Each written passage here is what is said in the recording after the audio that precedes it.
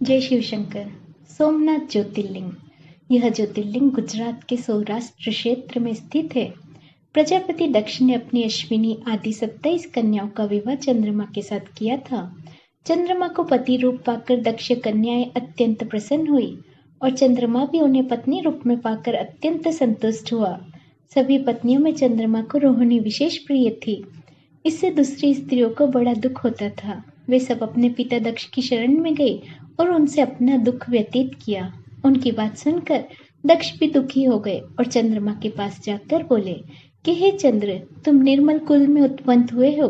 तुम्हारी जितनी भी पत्नियां हैं उन सब के प्रति तुम्हारा मन अलग अलग है। तुम किसी को अधिक किसी को कम प्रेम करते हो। अब तक जो किया सो किया। अब आगे फिर ऐसा कभी भेदभाव पूर्ण बर्ताव तुम्हें नहीं करना चाहिए। अपने दामाद चंद्रमा से ऐसी प्रार्थना करके प्रजापति दक्ष घर चले गए। उन्हें पूरा विश्वास था कि अब आगे ऐसा फिर कभी नहीं होगा, पर चंद्रमा ने प्रबल भावी से विवश होकर उनकी बात नहीं मानी। वे रोहिणी से अति प्रेम करते थे और किसी पत्नी का आदर नहीं करते थे। इस बात को सुनकर दक्ष बहुत दुखी हुए और चंद्रमा के पास जाकर बोले, चंद्रमा सुनो, मैं पहले अनेक बार तुमसे प्रार्थना कर चुका हूँ, फिर भी तुमने मेरी बात नहीं मानी। इसलिए आज श्राप देता हूँ कि तुम्हें क्षय रोग हो जाएगा। दक्ष के इतना कहते ही क्षण भर में चंद्रमा क्षय रोग से ग्रस्त हो गए और उनके क्षीण होते ही चारों ओर हाहाकार मच गया। चंद्रमा ने इंद्र आदि सभी देवता और ऋषियों को अपने साथ हुई सारी घटना की सूचना दी। जब इंद्र आदि सभी देवता ऋषिगण ब्रह्मा जी की शरण में गए, उनकी बात सुनकर ब्रह्मा जी ने कहा, देवताओं, जो हो गया अब वह निश्चय ही पलट नहीं सकता। अतः इसके निवारण के लिए मैं तुम्हें एक उत्तम उपाय बताता हूँ, ध्यान पूर्वक सुनो। चंद्रमा सभी देवताओं के साथ प्रभास नामक शुभ क्षेत्र में जाए और वहां मृत्युंजय मंत्र का विधि पूर्वक अनुष्ठान करते हुए भगवान शिव की आराधना करे। अपने सामने शिवलिंग की स्थापना करके वहां चंद्रदेव नित्य तपस्या करे।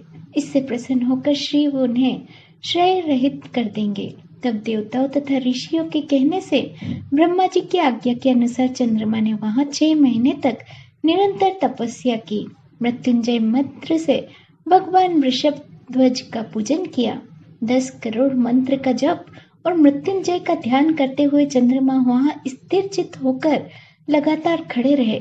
उन्हें तपस्या करता देख भक्त वत्सल भगवान शंकर प्रसन्न होकर उनके सामने प्रकट हो गए और चंद्रमा से बोले कि चंद्रदेव, तुम्हारा कल्याण हो। तुम्हारे मन में जो भी अभिष्ट हो वह वर मांगो। मैं तुमसे प्रसन्न हूँ। तुम्हें सभी उत्तम वर प्रदान करूंगा। चंद्रदेव बोले, देवेश्वर, यदि आप प्रसन्न हैं तो मेरे लिए क्या असाध्य हो सकता है। तथापि प्रभु, आप मेरे शरीर के क्षय रोग को निवारण कीजिए।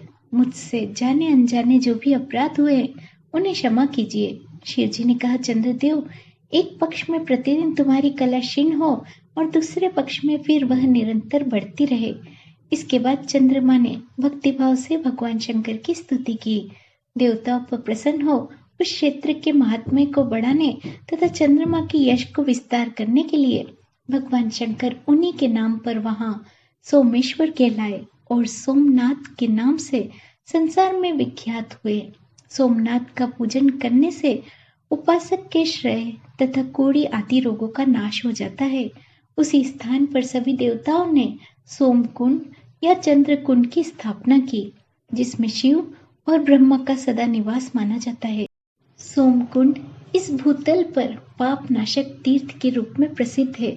जो मनुष्य इसमें स्नान करता है वह सब पापों से मुक्त हो जाता है। क्षय आदि जो भी असाध्य रोग है वे सब इस कुंड में 6 मास तक स्नान करने से नष्ट हो जाते हैं। मनुष्य जिस किसी भी फल के उद्देश्य से इस उत्तम तीर्थ का सेवन करता है उस फल को अवश्य पाता है, इसमें कोई संशय नहीं। जय शिव शंकर।